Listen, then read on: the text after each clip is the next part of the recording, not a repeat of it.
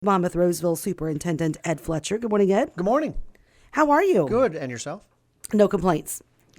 None. I know the weather's it's sticky out there, but at least it's not too hot. It is sticky. That's a good way to put it. It's humid. Yes, you walk out there and you're like, God, I just want some cool, dry air. 67 and no humidity is much better than 67 and 91%. So Right. Well, we're living in the wrong part of the country. yes, for that. you got that right. You got that right. We'd have to be out in Vermont somewhere. Or maybe up north. Yeah. How are things this summer for the Monmouth Roseville School District? Very, very busy. Lots of projects. If you drive around, you'll see that the high school parking lot was restriped and resurfaced. Looks like it's brand new, but it's not brand new asphalt. That's pretty pricey. We just had all the cracks filled in, and then we had them skim coat it and paint new lines and such. So that project's finally done. If you go out to the track, you'll see that it's been resurfaced. We had the previous thickness of it was a 1/4 inch, and we installed a 1/2 inch thickness, and it's been restriped. It's still closed for the time being. We still have a few more things to get striped on there, so we're waiting until that gets done. I don't know the anticipated time of completion for that.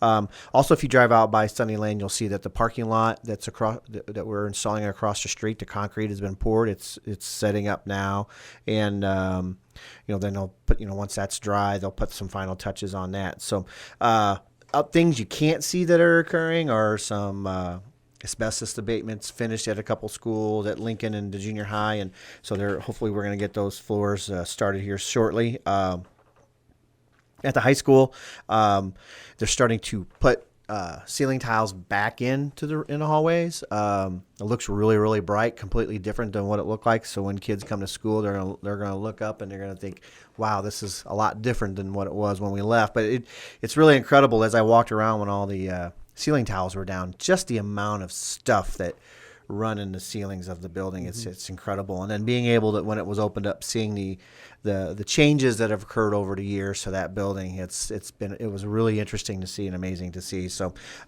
those are that stuff is like so to answer your question, lots of work going on this summer, still going on. Okay.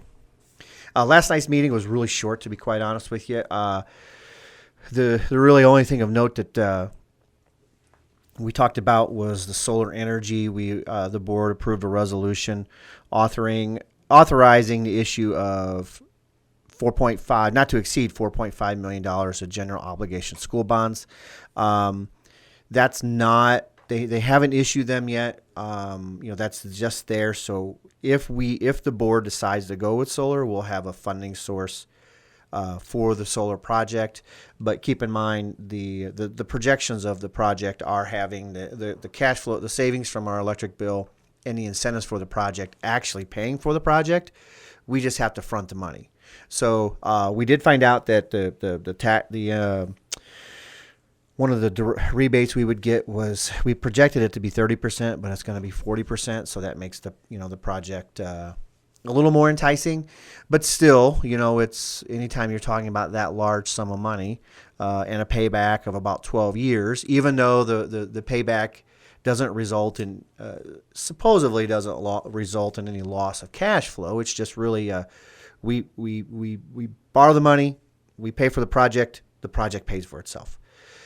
So you don't see really any savings until year 12, but after year 12, with this projection, you're looking at over a 13-year period, about a little over $5 million of savings to the district. So it's kind of, it's one of those, you do it now, you see what happens in the future. And so we haven't approved it yet. We're still talking through it. They did approve site designs last night. So what we would be looking at is a ground arrays at Lincoln and the junior high. The other buildings would have, and a partial ground array at Willits, and the other buildings would have roof arrays. So still going through the process of it, and not sure where the board's going to land, but that's, we're moving in that direction. All right. Remind us again, I know you had options as to how the cost would work, or the funding for it. What do you anticipate the cost to be? And then you said over 12 years it pays itself back and off, if you will. It's a wash. Yeah. So right now, I don't. because they just did a site visit, we were told that the numbers were going to be different than what was proposed to us. The initial cost was about $4.2 million. Okay. That's why we said let's talk about issuing 4.5. But then before the meeting yesterday, I got the email saying that the tax incentives or the incentive money is more, and because they anticipate the boring and some other site work to be, once they visited, they said, well, it's going to be a lot less than what we quoted you. So I don't have a brand new number yet. We were told it was going to be less than the 4.2, but I don't have a firm number for that just yet. And who is the company you're considering using? Ideal Energy out of Iowa. Okay.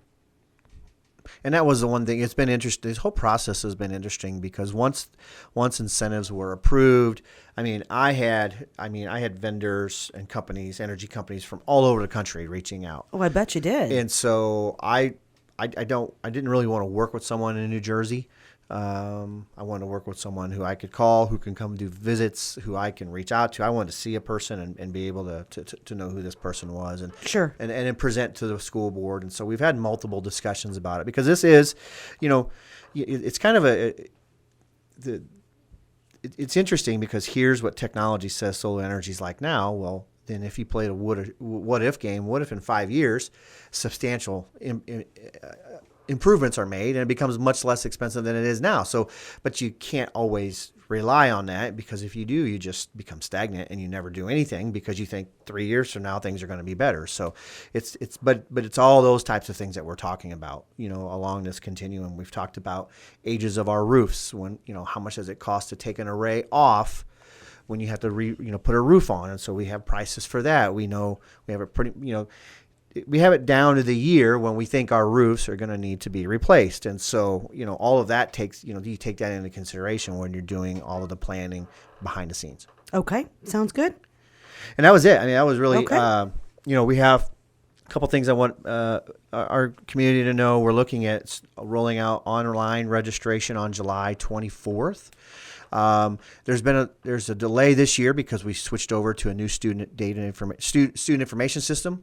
So we are learning how to do stuff in real time. So as soon as we learn it, then so we're almost to the point now where we can start rolling that out, and we're hoping on July 24th that will be rolled out. We will be doing an in-person registration on August 10th and 11th. More information will be coming out about that very soon. And so our parents, because we anticipate that some folks who might have done online registration in the past will look at this new system and go, I don't know if I can do this. Some people will be able to adapt and do it. And so we're planning on 2 days of in-person just to help those folks who may struggle with the online portion. And we're getting ready to rock and roll. We have new teacher orientation coming up August 14th, and our opening day institute for the rest of all staff starts on August 17th. So shh, I know it's July. I know, but if there's teachers listening, I am sorry. I do apologize, and I apologize for sending out a letter pretty soon too. That's going to be going out. It's to be honest with you, our planning for each school year for the upcoming school year usually starts in January of the current school year. So we're already talking about all that stuff. And then August 21st is first day of students K through 9. We do that as at the high school, we do a freshman only day, which has proven to be very successful. So the kids, it's always nerve wracking for freshmen to come to school. So we take the upperclassmen and say, you stay home, freshmen, you get to figure out where your classes are. You're not out walking around looking to figure out where things are at. And then August 22nd, all the high schoolers then will be in school as well. So okay, we're getting ready for the start. Well, let's enjoy July 1st. I know. I'm sorry, teachers. Have a great rest of your summer. All right. Thank you. Bye-bye. Ed Fletcher with the Superintendent, Monmouth Roseville School District.